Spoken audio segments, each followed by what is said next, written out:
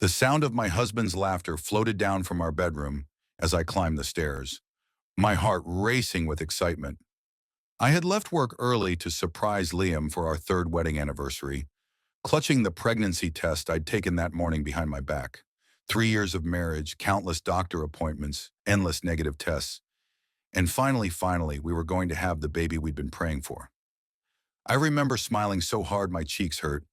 I'd imagined this moment 1,000 different ways. Liam lifting me off the ground, spinning me around, kissing my stomach like one of those cheesy movie scenes. I could already see him building a crib, coaching soccer games, falling asleep on the couch with a baby on his chest. Our baby. I reached the top of the stairs, pausing just outside our bedroom door. His laughter came again, low and warm, followed by a soft feminine giggle. For half a second, I thought maybe he was on a video call. Liam worked in marketing. He was always talking to clients. But then I heard my name. Not my name. My sister's. "Shh, Rachel," he murmured, his voice thick with affection. "Naomi's not home yet." Every atom in my body froze. "Rachel?" My hand tightened around the plastic stick behind my back until my knuckles ached. I told myself I was imagining things, that I'd misheard, that there was some reasonable explanation that wasn't the worst thing a married woman could picture. I pushed the door open. My world shattered. Liam, my husband of 3 years, was tangled in our white silk sheets with the person I trusted more than anyone else in the world. My own sister, Rachel.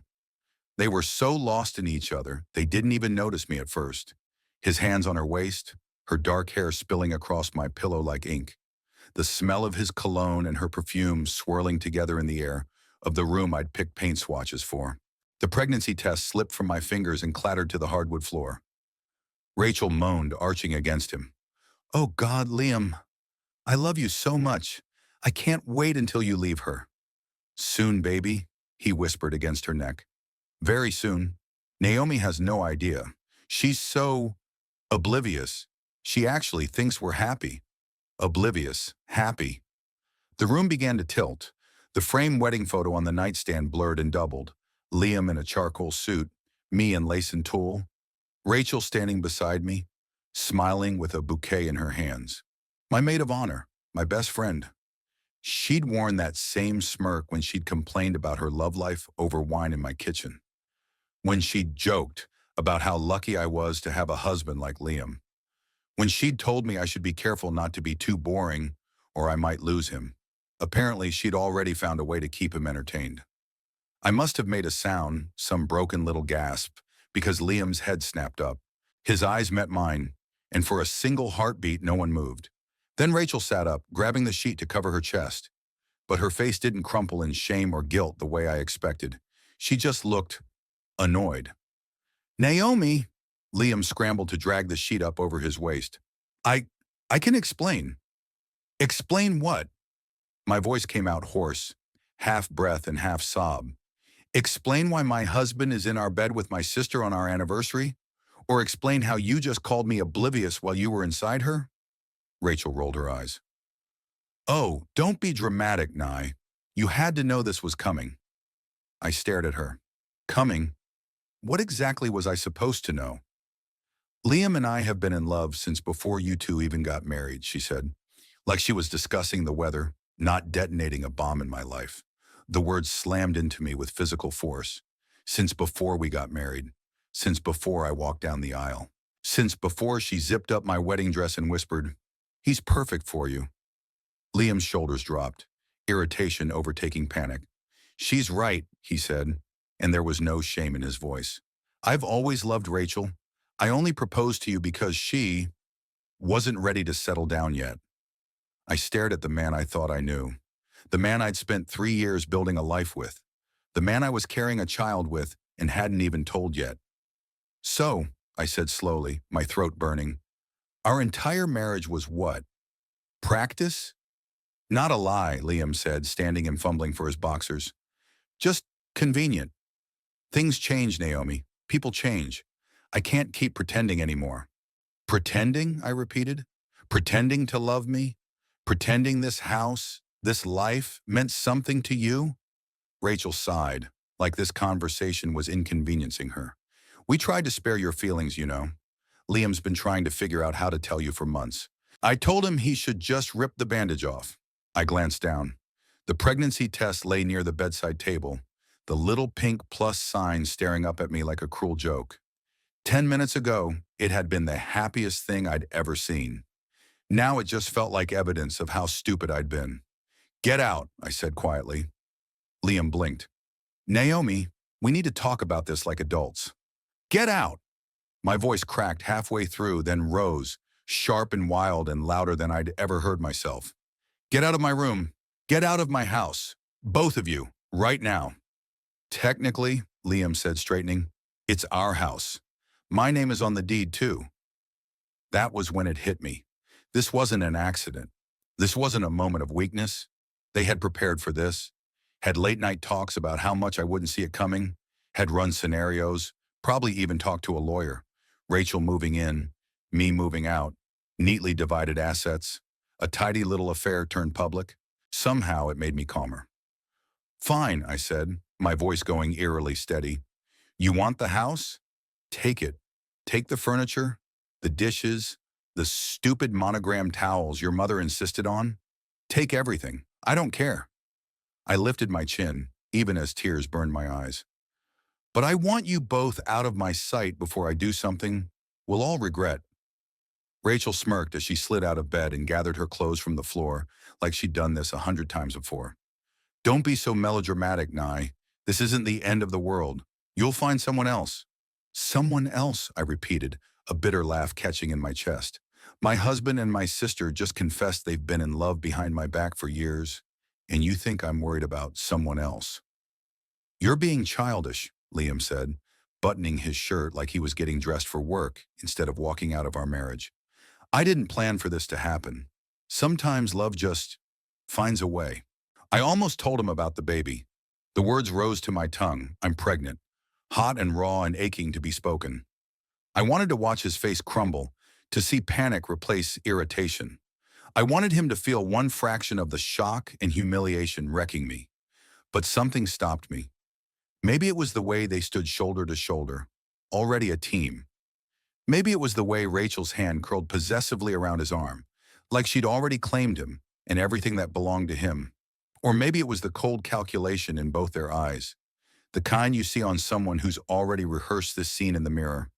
They weren't sorry. They were confident. Naomi, Rachel said as she slipped her heels on by the door. For what it's worth, I am sorry it had to happen this way. But Liam and I were meant to be together. I think deep down, you always knew you didn't really fit him. She disappeared down the hallway with him at her side. The silence that followed felt louder than their betrayal. I sank to my knees on the bedroom floor and picked up the pregnancy test. The plus sign was still there, bright, undeniable, stubbornly hopeful. In a few hours, my life had gone from perfect to wreckage. I was married to a man who loved my sister. I was carrying a baby whose father thought I was oblivious. My own flesh and blood had been planning my replacement. I pressed my palm over my flat stomach. I'm so sorry, I whispered to the tiny cluster of cells inside me. You deserve better than this chaos, better than a father who lies and a family who picks sides. Then very quietly I made a promise. I would never let anyone make me feel this small again. I would never again beg for love from people who treated me like an option. And one day somehow I would make sure Liam and Rachel understood exactly what they'd thrown away when they decided I was disposable. 3 days later, he showed up at my job, not with flowers, not with an apology, not with any indication that he'd lost sleep over detonating my life. He came with paperwork. The PR department at Meridian Financial, where I worked as an executive assistant, buzzed with the usual lunchtime noise. Microwaves, gossip, keyboards tapping. I was halfway through a bland salad, pretending to care about an email thread, when Liam's shadow fell across my desk. He dropped a thick manila envelope in front of my keyboard, like he was delivering a pizza. There, he said, loud enough for half the floor to hear. I'm making this easy for you, Naomi. I could have drawn this out, but I'm not that kind of man. The room went painfully quiet. I stared at the envelope. What is this? Divorce papers. His smile was tight, professional, like we were discussing a contract. Petition for dissolution of marriage. My attorney rushed it, but I wanted to get this over with. Clean break. You deserve that. You deserve that. I heard the lie in those words. What kind of man are you exactly, Liam? I asked softly. The kind who cheats on his wife in their bed and then delivers divorce papers to her desk at work? I'm the kind of man who's honest about his feelings, he said, straightening his tie. Look, I know this is hard for you, but fighting me won't change anything. I love Rachel. I've always loved Rachel. You can either accept that and move on, or you can make things complicated. My fingers trembled as I opened the envelope. Legal language blurred in front of my eyes. Petitioner, respondent, equitable distribution, marital assets. At the top of the first page, in bold letters, was our full names and the words petition for dissolution of marriage. By page 2, my hands had stopped shaking. Liam wanted the house, the car, half of my savings, including the account my grandmother left me, the one I'd used for the down payment on our home. You want everything? I asked, looking up at him. I'm being fair, he said, like he actually believed it. You can keep your car and your personal stuff. The rest, we built this life together. It's equitable. We did not build this life together with equitable money, I said slowly. My grandmother's inheritance paid for that house. That money became marital property the second you put it in our joint account. His jaw tightened. My lawyer says I'm entitled to half of everything, but I'm not pushing for half. I'm offering you a clean exit and your dignity intact. Behind him, I could feel eyes on us. Colleagues pretending to type, pretending not to listen, ears straining. I thought about the pregnancy test hidden in my purse. I'd carried it around for days, the plastic edges digging into my palm whenever I reached for my wallet. A reminder, a question, a secret. Part of me wanted to pull it out and slap it on top of the divorce papers. Another part of me, the part that had watched him and Rachel in my bed, knew better. I need time to look this over, I said. There's nothing to think about, Liam replied. You can sign now and make this easy, or you can get a lawyer and waste money you don't have. Either way, the outcome is the same. He hesitated, then added casually, Rachel and I are getting married as soon as this is finalized. We're having a baby, Naomi, a real family, something you could never give me. The words sliced through me. For 3 years, we'd tried infertility meds, testing, ovulation calendars. I'd cried in bathrooms alone when the test turned negative. I'd grieved quietly while he shrugged and said, It'll happen when it happens. It had happened. To me. And apparently to my sister. How long? I whispered. How far along is she? Liam shifted, for the first time looking even remotely uncomfortable. That's not really your how long. My voice dropped into ice. 4 months, he muttered, since around Christmas. Christmas. When I was staying late at the office to finish year-end reports. When I was working overtime to make sure we could afford his new car. When Rachel came over to keep him company because she hated eating alone during the holidays. I did the math quickly. Based on my doctor's estimate, I was about 6 weeks pregnant. He had been sleeping with both of us, trying to conceive with me while already successfully impregnating my sister. Sign the papers, Naomi, he said, glancing at his watch. Don't make this harder than it has to be.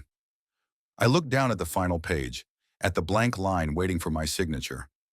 Right beside Liam's name, written in the same neat handwriting that used to scribble, I love you on sticky notes he left on the fridge. I'll have my lawyer look at them, I said finally. Liam's face darkened. You don't have money for a lawyer.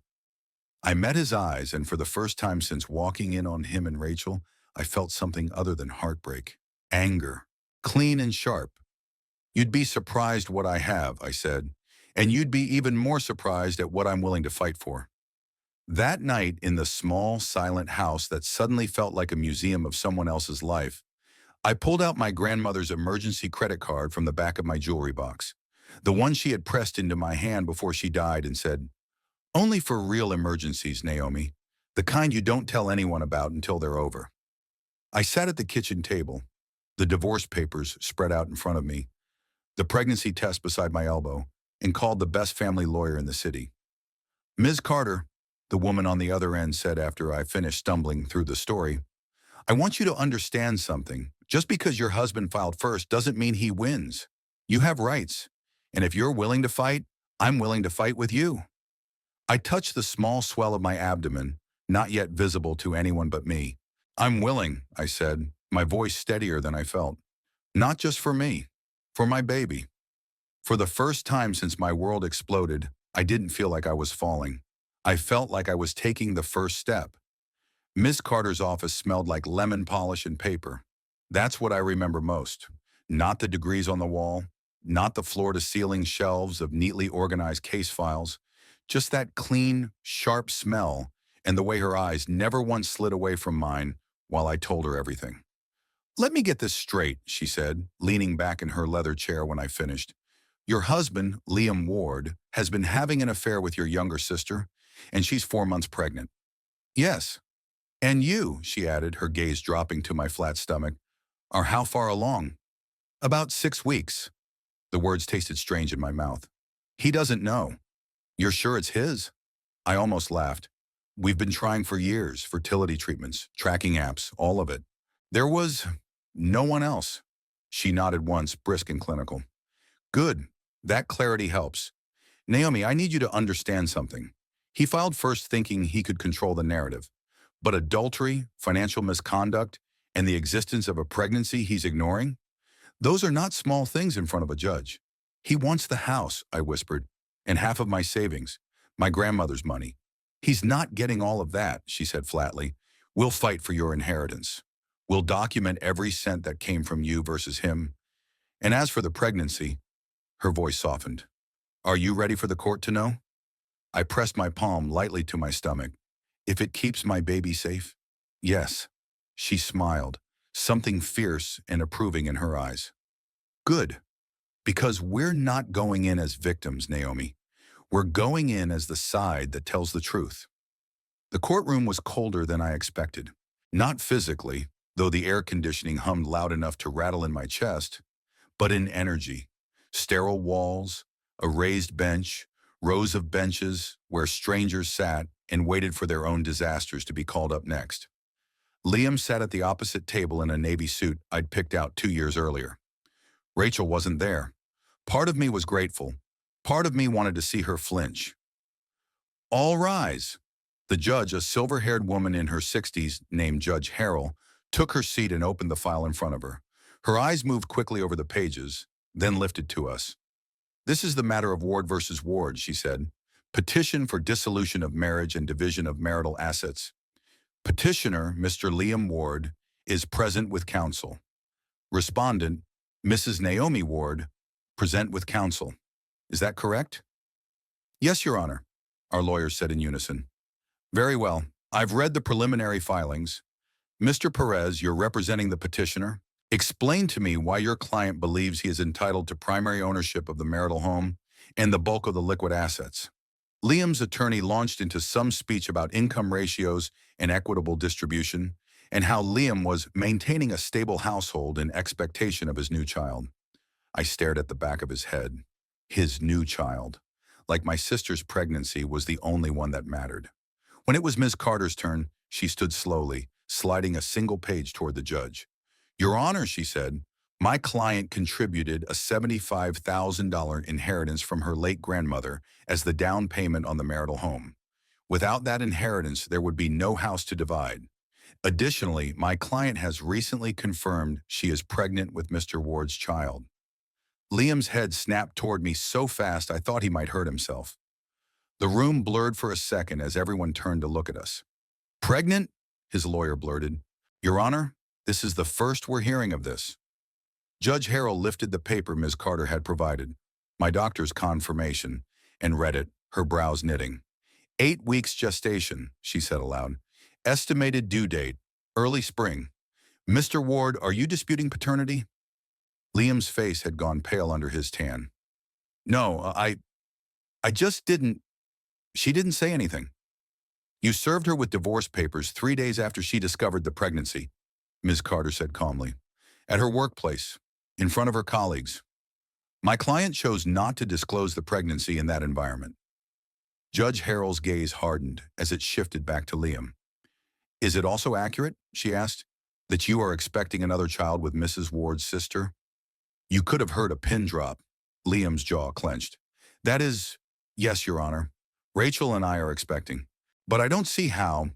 It is relevant, the judge cut in, because this court now sees a man attempting to walk away from one pregnant wife and child while building a new household with another pregnant partner. That speaks directly to character and stability. I watched the words hit him. For once, he didn't talk back. Mrs. Ward, the judge said, turning to me, do you have somewhere safe to live during this pregnancy? She has the marital home, Your Honor, Ms. Carter answered before I could. Mr. Ward moved out voluntarily to live with Miss Rachel Dunn. Your sister, the judge clarified. Yes, Your Honor, I said, my voice barely above a whisper.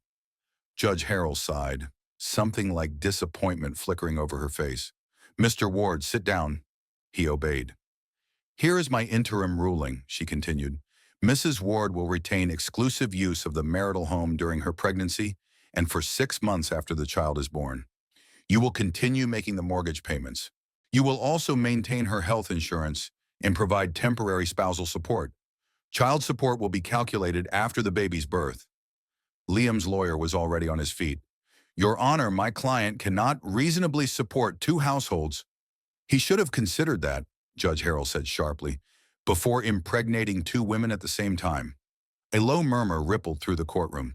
My heart pounded, but for the first time in weeks, the beat felt like something other than panic. It felt like justice. After the hearing, I stepped into the hallway with Ms. Carter, clutching the folder to my chest like armor. My phone buzzed nonstop with messages I didn't read. Good first day, Ms. Carter said.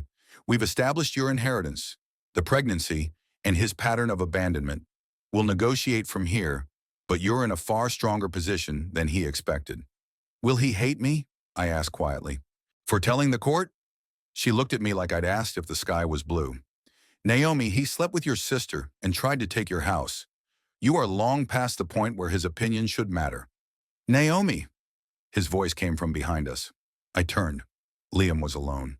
No lawyer, no smugness this time. Just tired eyes and a strange, wary uncertainty.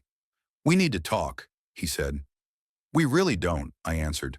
Why didn't you tell me? He demanded. About the baby. You let me stand there looking like an idiot. I stared at him.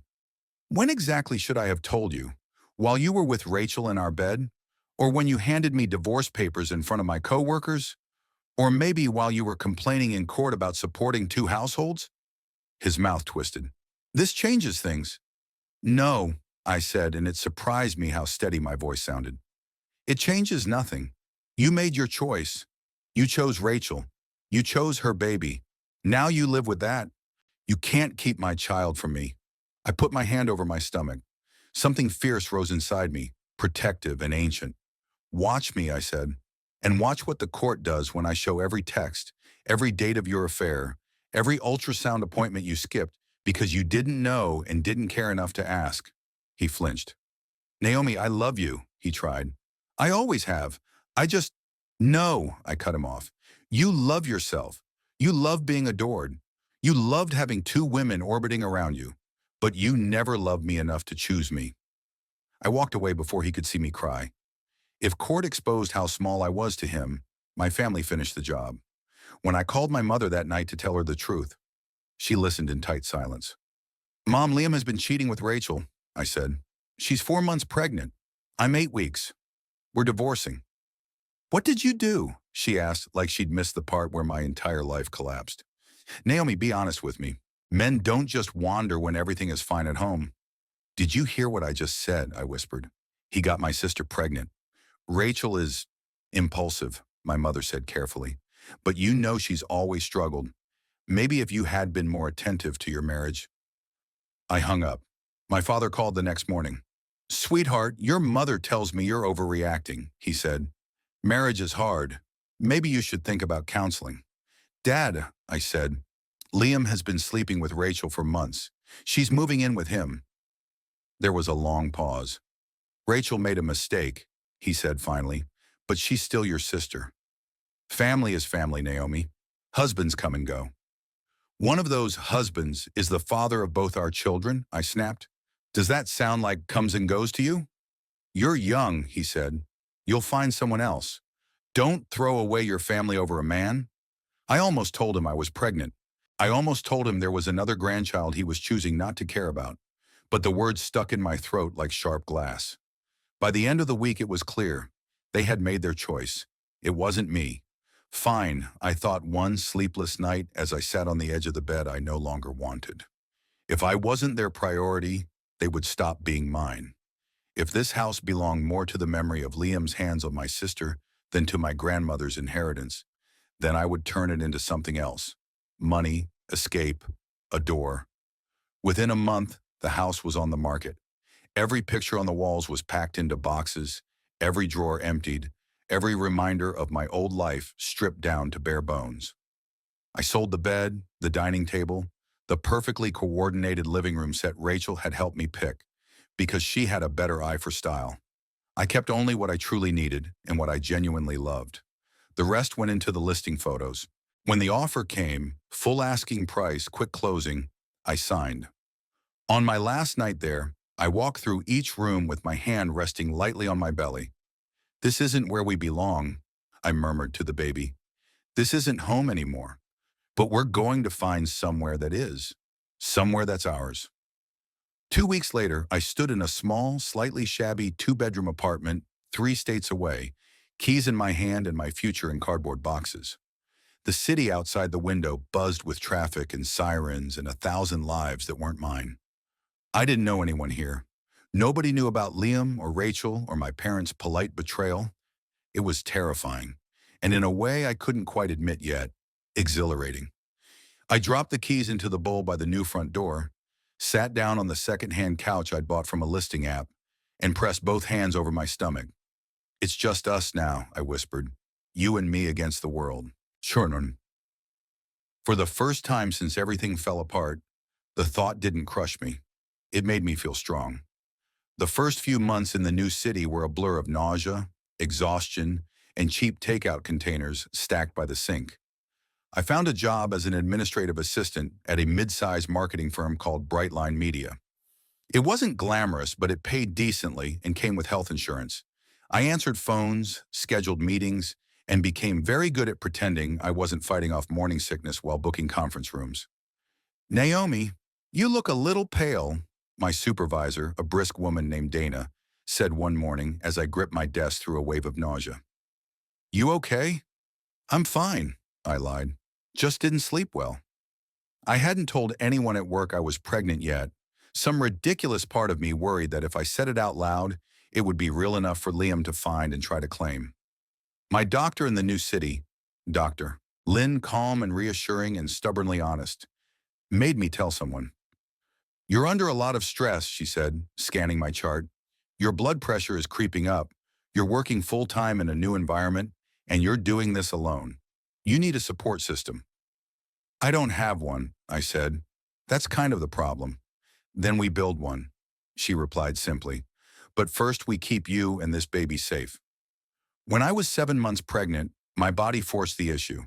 One afternoon, halfway through typing up a client brief, my stomach tightened so hard I couldn't breathe. The contraction rolled through me like a wave, then another. I must have gone white, because Dana appeared at my desk with wide eyes. Naomi, you're going to the hospital, she said, now. I'm fine, I tried again, but the next contraction had me gripping the edge of my chair. You're not, she snapped. Get your bag. At the hospital, Dr. Lynn frowned at my monitors. Your body's trying to evict this baby early, she said. We're putting you on bed rest until further notice. Bed rest, I repeated. I can't afford to stop working. You can't afford preterm labor either, she replied gently. We'll give you medication to calm the contractions, but the rest is on you. Rest, Naomi. Let people help you. To my surprise, people did. The women from the office organized a rotation. One brought groceries, another dropped off frozen casseroles. Dana came by twice a week with client updates and absolutely no work, just gossip. For the first time since the divorce filing, other women were around me without trying to compete or judge. You're stronger than you think, Dana told me once as we folded tiny baby onesies together. Most people would have gone back to their parents or back to him just to avoid doing this alone. I didn't have that option, I said, thinking of my mother's voice on the phone. Or maybe I did. I just didn't like the price tag. The day Dr. Lin accidentally let the pronoun slip. We're going to keep him cooking a few more weeks. I almost burst into tears. A boy, I whispered. Are you sure? Her smile was soft. I've been staring at baby anatomy for 20 years, Naomi. I know a boy when I see one. A son. I went home and sat for an hour in the half-finished nursery, staring at the crib I'd painted light gray and the thrift store rocking chair in the corner. Hi, little man, I whispered, resting my hand over the curve of my belly. I don't know what I'm doing, but I promise you this. I will show up every day, even when it's hard. You will never have to wonder if you were chosen. He kicked under my palm like he understood. On a rainy evening in late February, my water broke while I was microwaving soup. 20 hours of labor later, screaming and sweating and clutching the hand of a nurse I barely knew, I finally heard the thin, outraged cry that changed everything. When they placed him on my chest, time narrowed down to his face. Dark hair plastered to a wrinkled forehead, a tiny nose that was unfortunately familiar, a chin that might have been Liam's shape, but carried none of his arrogance, and eyes, when they finally opened, that were pure me, dark and curious and serious. What are you going to name him? The nurse asked. I'd had a list of names on my phone for months, but looking at him, only one rose to the top. Lucas, I whispered. Lucas Carter Ward. I almost changed the last name. I almost cut Ward off like a bad limb. But some stubborn part of me wanted the record to show exactly where he came from, so that one day, when he was old enough, he would understand the story fully. Hi, Lucas, I murmured, kissing his damp forehead. I'm your mom, and I already love you more than anything in this world. The next morning, my phone rang. I didn't have to look at the caller ID to know who it was. The timing was too perfect. Naomi, Liam said when I answered. His voice sounded like he'd rehearsed this speech. Your mother told me. You had the baby. Yes. I want to see him. No. He actually laughed, shocked. What do you mean, no? He's my son, too. You have a child with Rachel, I said. You can focus on that one. I can be there for both, he argued. Naomi, I want to be a father. I don't want… You wanted Rachel, I cut in. You wanted her baby. You had 9 months to want this one. You didn't. You served divorce papers to my desk while I was pregnant. You tried to take my house. You made your choice, Liam. You don't get to pivot now because you feel guilty. This isn't over, he said. You can't keep him away from me forever. I looked down at Lucas, sleeping in his clear plastic bassinet, his tiny fist curled near his face. Watch me, I said again, and hung up. The next 3 years passed in a haze of sleepless nights, pureed carrots, and slowly growing confidence. I went back to Brightline once my leave was over, dropping Lucas at a small, cheerful daycare that smelled like crayons and applesauce. Money was tight, but not catastrophic. My grandmother's emergency card stayed in my wallet, unused now, like a talisman. And in the margins of exhaustion and spreadsheets, something unexpected grew. Every time the office had a birthday, or someone's promotion, or a client visit, people volunteered me to bring food. Naomi, those brownies you brought last time? Unreal, one of the account managers said. Can you do them again for Friday? Hey, could you make that lemon chicken thing for my daughter's party? Dana asked. I'll pay you, of course. Real catering money, not exposure. It started small. A tray here, a cake there. But word travels fast in an office full of marketers. Soon people outside the firm were calling me. Hi, my friend Paige gave me your number, a stranger said one day. She told me you sometimes cater small events. My parents' anniversary's coming up. I worked during nap times and after Lucas went to bed, chopping vegetables at the little laminate counter in my apartment's tiny kitchen, baking cakes at 2 a.m., labeling foil trays while cartoons murmured in the background. One Saturday, I catered a lunch for a legal firm in a sleek downtown building. I'd made shrimp and grits, honey butter biscuits, and a citrus salad that looked far fancier than my budget should have allowed. I was refilling the coffee urn when a woman in a slate gray suit approached me. Excuse me, she said. Are you the caterer? I wiped my hands on my apron. Yes, ma'am. Naomi Ward. She extended her hand. Evelyn Brooks, I'm one of the partners here. That shrimp and grits? That was the best I've had outside of New Orleans. Where did you train? Heat crept up my neck. I didn't. My grandmother taught me most of what I know. The rest is trial and error. She cocked her head, studying me like an interesting puzzle. Do you have a restaurant? I laughed before I could stop myself. No, just this. I gestured to the empty platters.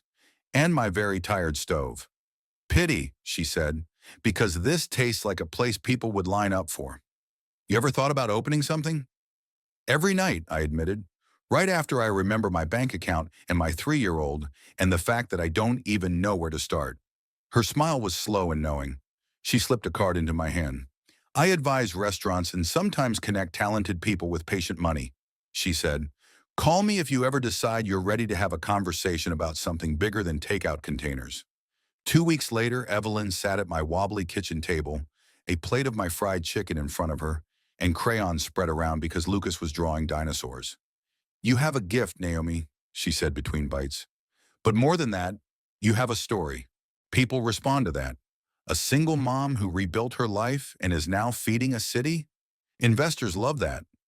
And what would they want in return? I asked. Part of the profits, eventually. But first, we'd want to see if you're willing to do the work. Business plans, projections, a concept that's more specific than good food. I looked around my small apartment, at Lucas humming to himself as he colored, little tongue sticking out in concentration, at the mismatched chairs and thrift store dishes. What do you think, Lucas? I asked him. Should Mama open a restaurant? He looked up with his serious eyes. Will there be mac and cheese? So much mac and cheese, I promised. And can I help? Always. He nodded solemnly. Then yes, you should do it. Evelyn laughed. Smart kid. The next 6 months were the hardest and most exhilarating of my life. By day, I worked at Brightline. By night and on weekends, I met with Evelyn and her network. I learned about food costs, lease negotiations, health codes, and brand identity. I fell asleep with spreadsheets open on my laptop and woke up thinking about menu layouts. We found a space on a corner in a busy neighborhood. It used to be a bistro, now closed. The bones were good. Big windows, a decent kitchen, a bar that only needed refinishing. The rent was terrifying. The potential was blinding. We signed. I named it Naomi's Hearth because that's what I wanted to feel like. Not just a place you ate, but a place you came home to. Opening night, I thought I would vomit. My hands shook as I tied my apron. The line outside stretched down the block. Friends from Brightline, people from the law firm, strangers who'd seen the local blog write-ups Evelyn had arranged. In the front, Lucas stood on a step stool behind the host stand in a mini apron, solemnly handing out menus and declaring, "My mom made everything." By midnight, we had sold out of almost everything. People lingered over cobblers and coffee, laughing, talking, asking when we'd take reservations. When I finally locked the door, my feet aching and my hair escaping its bun, I looked around at the candle-streaked tables and the dimmed lights and the chalkboard sign that read, "Thank you for being our first." I thought of the girl who had sat on the floor with a pregnancy test in her hand while her husband called her oblivious. I thought of the woman in the courthouse who'd had to listen to a judge describe her life in legal terms. Standing in my own restaurant, covered in sweat and flour and joy, I realized something. Liam had been wrong about me. I wasn't oblivious. I wasn't convenient. I was building something he could never have given me because he didn't know how to choose anyone but himself. 8 months later, Naomi's Hearth was one of the most talked about spots in the city. We'd been featured in a local food magazine. A popular blogger raved about our Sunday brunch. We weren't rich yet, but the numbers were solid. The staff was small but loyal. Lucas knew every server by name and was personally convinced he ran the place. That morning, I was in the kitchen prepping for lunch when our hostess, Tessa, popped her head through the swinging door. "Naomi," she said, "there's a guy out front asking for you. Says he wants to talk about an investment. No appointment, but he looks like he eats investments for breakfast." "We're booked with vendors all afternoon," I said, wiping my hands. "Can you get his name? If he doesn't mind emailing." "He gave it," she said. "I just thought you should decide. It's Liam, a Liam Ward. The bowl I was holding didn't just slip, it dropped. Ceramic shattered on the tile, onions scattering like confetti. Naomi, one of the line cooks called, startled. You okay? I'm fine, I lied for the 100th time in my life. I bent to pick up the pieces, breath short. My hands were shaking. 4 years. 4 years since he'd put that envelope on my desk. 3.5 since Lucas was born. No calls in the last 2, no support checks, just the occasional email from my mother saying, you really should let him see his son, which I didn't respond to. And now he was standing in my restaurant. Tell him, I started, then stopped. This was my place, my life. He didn't get to scare me out of my own office. Tell him I'll be out in 5 minutes, I said instead. Have him wait in the small booth by the bar. I walked back to my office, closed the door, and forced my hands to stop shaking long enough to swap my stained apron for a blazer. I checked my reflection in the tiny mirror. Tired eyes, but steady. Stronger cheekbones. A woman who'd carried plates and payroll, grief and growth all at once. I reminded myself of one simple truth. I was not the same woman he left. A soft knock came sooner than I was ready for. Mama? Lucas's voice. Of course. Come in, baby, I called before I could think. The door opened, and my 4-year-old marched in, curls a little wild, his favorite dinosaur backpack still slung over one shoulder. Ms. Carla said you were in a meeting, but I finished my picture and I'm hungry, he announced, completely oblivious to the war starting in my chest. Can I have toast with cinnamon sugar? And not the burned one like last time. I smiled in spite of myself. Yes, you can have toast. Go tell Ms. Carla to make you a plate, okay? I'll be out in a few minutes. He didn't move. Who's that man? He asked, jerking his chin toward the hallway behind him. The one in the fancy suit. He keeps looking around like he's lost. Before I could answer, a shadow filled the doorway behind my son. I didn't have to look up to know who it was, but I did, and I watched Liam's face fall apart in front of me, because standing between us, blinking up at him with my eyes and his bone structure, was the living, breathing proof of everything he had walked away from. Lucas. For a heartbeat, no one spoke. Liam stared at Lucas like he was seeing a ghost. The color drained from his face. His mouth opened, closed, then opened again. Naomi, he breathed. Is that? I moved around my desk automatically, placing my body between them without even thinking. Lucas, perceptive in all the ways that mattered, pressed closer to my side. That's enough, I said. Lucas, sweetheart, remember what I asked? Go see Miss Carla for toast. Extra cinnamon, okay? He glanced up at me, then at the stranger in the doorway. Who is he? He whispered. He looks like Mr. James from church, but not as smiley. He's nobody you need to worry about, I said gently. Go on, baby. I'll be right out. Lucas hesitated. Okay, but don't forget. Extra cinnamon. You always forget. I promise, I said. He trudged past Liam, peering up at him with blunt curiosity before disappearing down the hall. Liam tracked every step, like if he blinked, the boy might vanish. When the footsteps faded, he turned back to me. So it's true, he said hoarsely. He's mine. My anger flared so fast I tasted metal.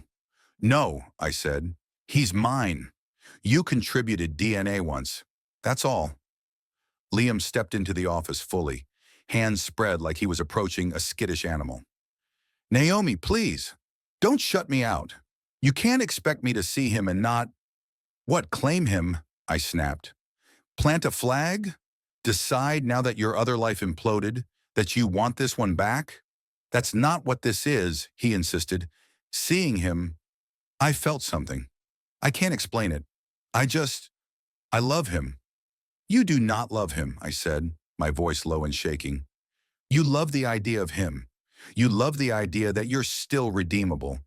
But love is not something you feel across a room for a child you've never held, Liam. Love is what you show up for at 3 a.m. when he has a fever and you have a 7 a.m. meeting. His jaw worked. You never told me what he looked like, he said, almost accusing. You never sent a picture. Nothing.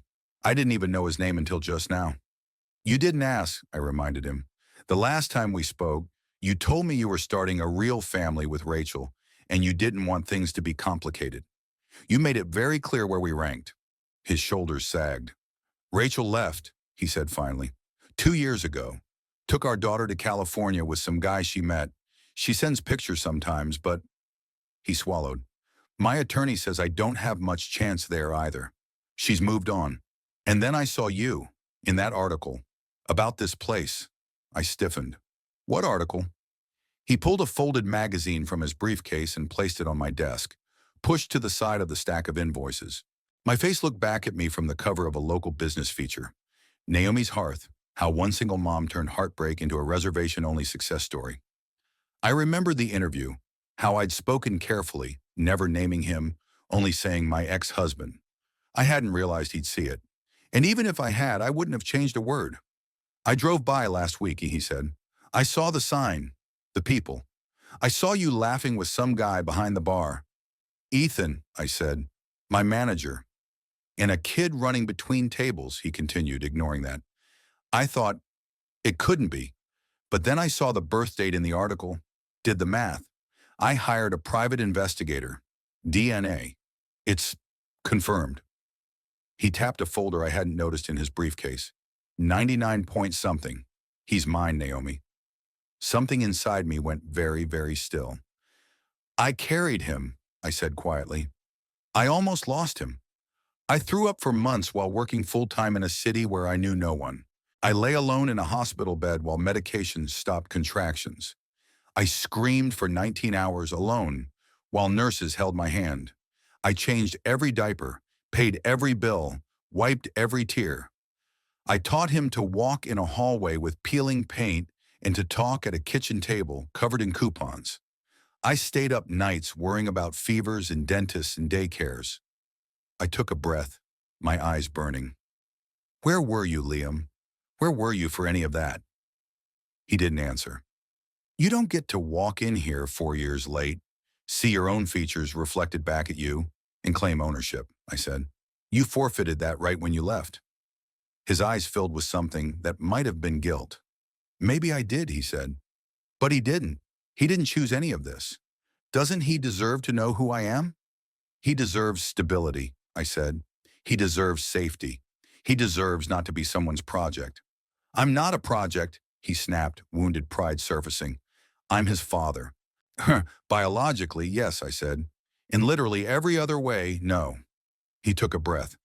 Naomi, I'm hiring a lawyer, he said finally. I want visitation, maybe custody eventually. We can start slow, supervised, whatever you need. But I'm not walking away this time. I almost laughed. You think showing up one time in a suit in my restaurant cancels out 4 years of nothing?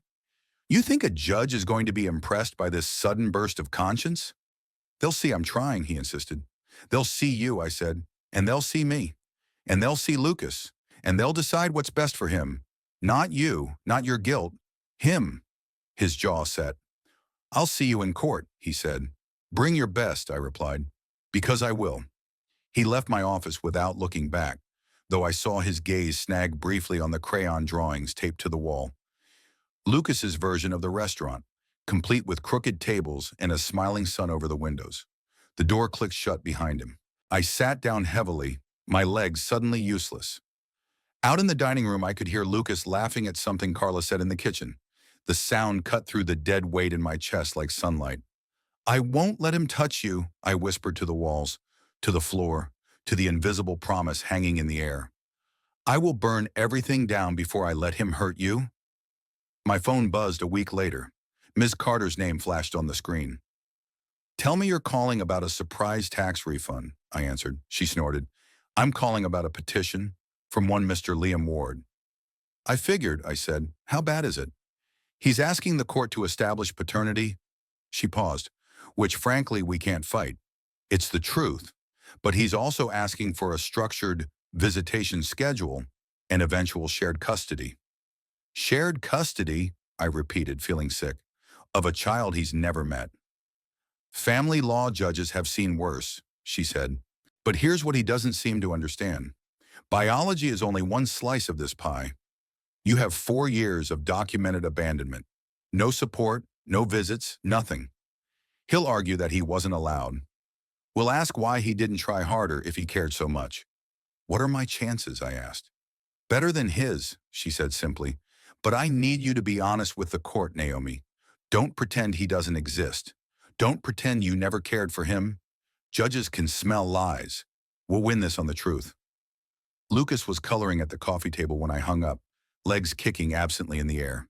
Mom? He asked without looking up. What's a custody? I froze. Where did you hear that word? Ms. Carla said it on the phone, he said. She thought I wasn't listening. People always think I'm not listening when I'm drawing, but I am. I sat beside him. Custody is a grown-up word, I said. It's about who takes care of a child, who makes decisions for them. Darkening, he blinked his big dark eyes at me. Oh, that's you. Something in my chest cracked. Yes, I said. That's me. He considered this for a moment. So, is someone trying to take me? My throat closed. No one is taking you, I said, my voice firmer than I felt. I promise you that. I will always, always fight for you. Every time I thought I'd cried all the tears out of my body, life found another pocket. The day of the hearing, I sat at the respondent's table again, palms pressed together so tightly my knuckles whitened. Ms. Carter shuffled her notes. Liam's new lawyer, a sharp-faced man in an expensive suit, looked confident in that way only people who've never changed a diaper can. Judge Harrell was back on the bench. This is the matter of Ward versus Ward regarding paternity and visitation rights for minor child Lucas Ward, she read. Mr. Ward, you're seeking to establish legal paternity and a schedule of contact. Mrs. Ward, you're opposing visitation. Is that correct? Yes, Your Honor, our lawyers answered. The judge glanced over the file. Mr. Ward, she said, in the 4 years since your son's birth, have you provided any financial support? He shifted. No, Your Honor. I wasn't certain. Have you sent cards, called, attempted to arrange meetings? No. Did you know your ex-wife was pregnant when you divorced her? He hesitated. Yes, Your Honor. And yet you chose not to pursue a relationship with the child until now when Mrs. Ward and her son appear in a magazine article about a successful restaurant. Her gaze sharpened. Explain to the court what, precisely, has changed. Liam's lawyer stepped in. Your Honor, my client was young and confused at the time. He made mistakes. Stop calling them mistakes, Judge Harrell cut in. Abandoning your pregnant wife for her sister is not a spilled cup of coffee.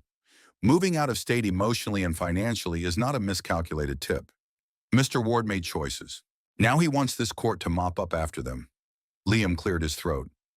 I was wrong, he said. I know that now. I see my son, and I want to be better. I want to be part of his life. I can provide for him. Financially, yes, but also as a father. I've grown. The judge tilted her head. How? He blinked. Excuse me? How have you grown, Mr. Ward, aside from feeling guilty? What evidence do you have of this supposed maturity? Therapy? Parenting classes? Voluntary support payments? Or are we just supposed to take your word for it? He had no answer.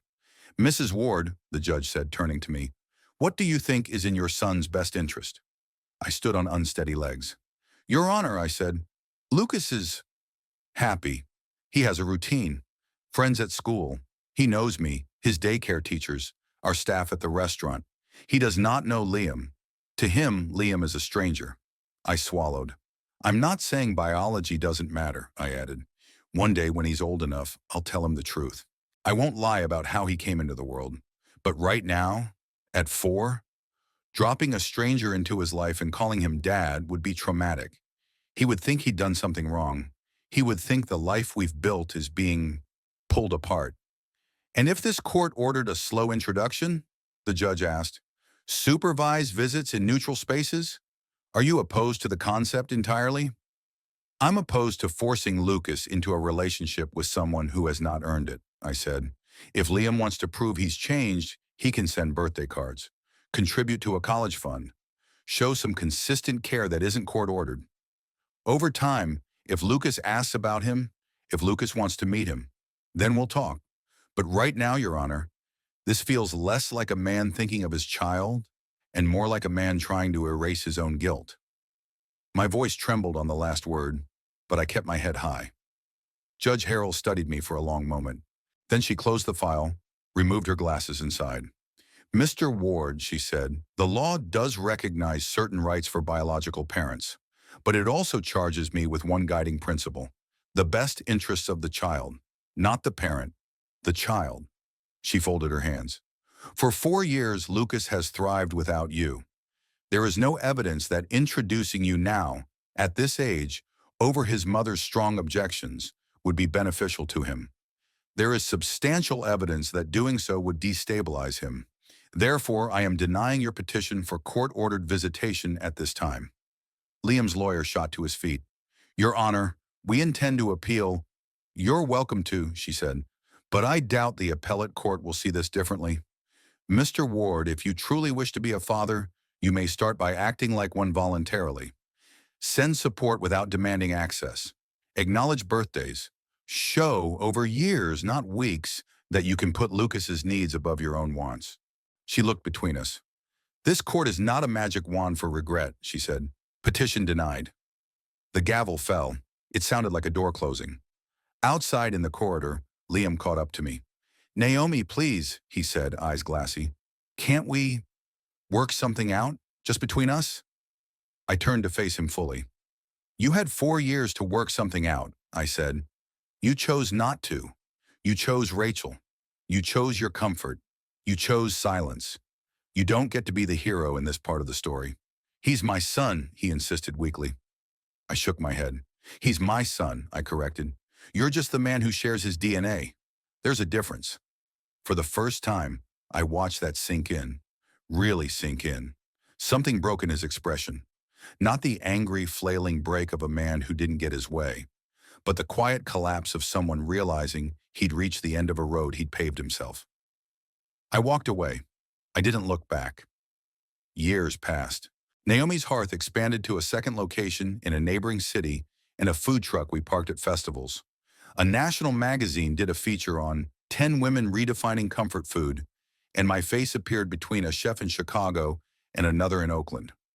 Lucas grew from a round-faced 4-year-old into a lanky 7-year-old with permanent dimples and an obsession with space.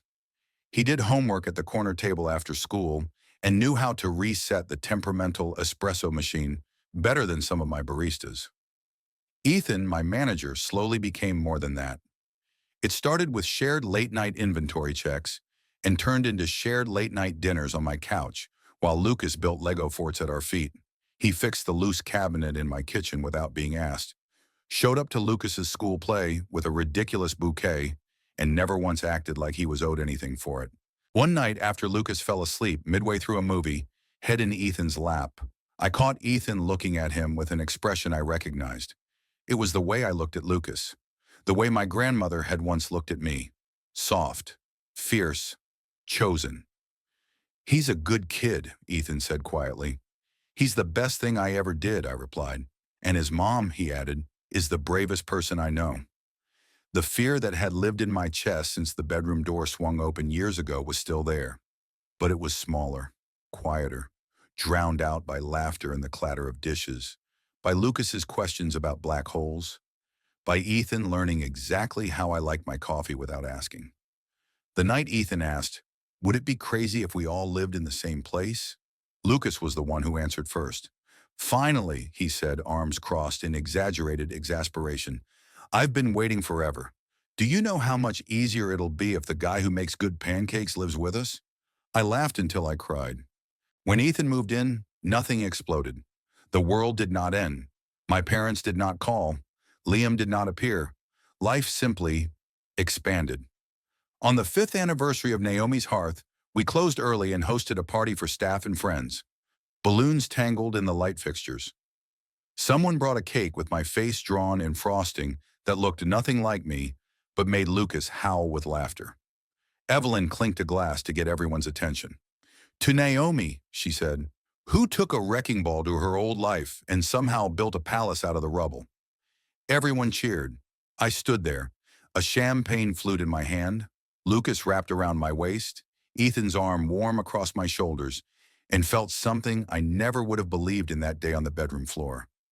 Peace, not the brittle, fake, I'm fine kind, the real kind. The kind that comes from knowing you did the best you could, that you chose yourself and your child when it mattered most. Later, after the guests left and the last dish was washed, we stood in the quiet dining room looking out at the city lights. "Do you ever think about him?" Ethan asked carefully, not using Liam's name. "Yes," I said. "Not like I used to. It's more like a weather report. Oh, there's that storm that passed through once. It changed the landscape, but it's gone now." "What if he comes back?" Ethan asked. I took a breath. "Then I'll do what I've always done. Protect Lucas, choose what's best for him, not what eases someone else's conscience." Across town, in a small apartment that wasn't as tidy as it used to be, a man named Liam sat at his kitchen table with a stack of birthday cards in front of him. One for each year he'd missed. He'd started sending them a year after losing the case. No court had ordered him to. No one replied. He never knew if they reached Lucas or ended up in a trash bin behind Naomi's hearth. But he wrote them anyway. "Dear Lucas," he wrote now, pen scratching slowly. "You don't know me. Not really. And that's my fault. One day, if you ever choose to know who I am, I hope this stack of cards will show you that at some point, I learned what showing up means, even if it was far too late."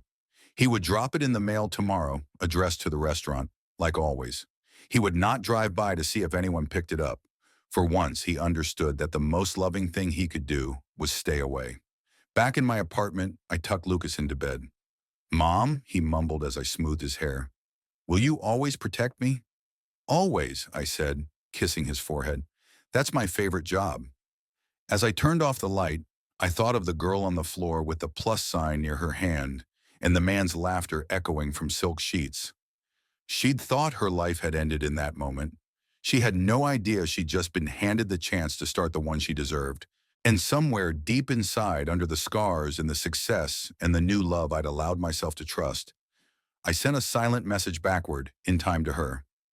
"You'll get your revenge, but not the way you think. Not by ruining him, by becoming someone he could never touch again. By building a life so full, so strong, so undeniably yours that his regret will have nowhere to land." That, I realized as I closed Lucas's door and walked back toward the light and laughter in my living room, was better than revenge. It was freedom.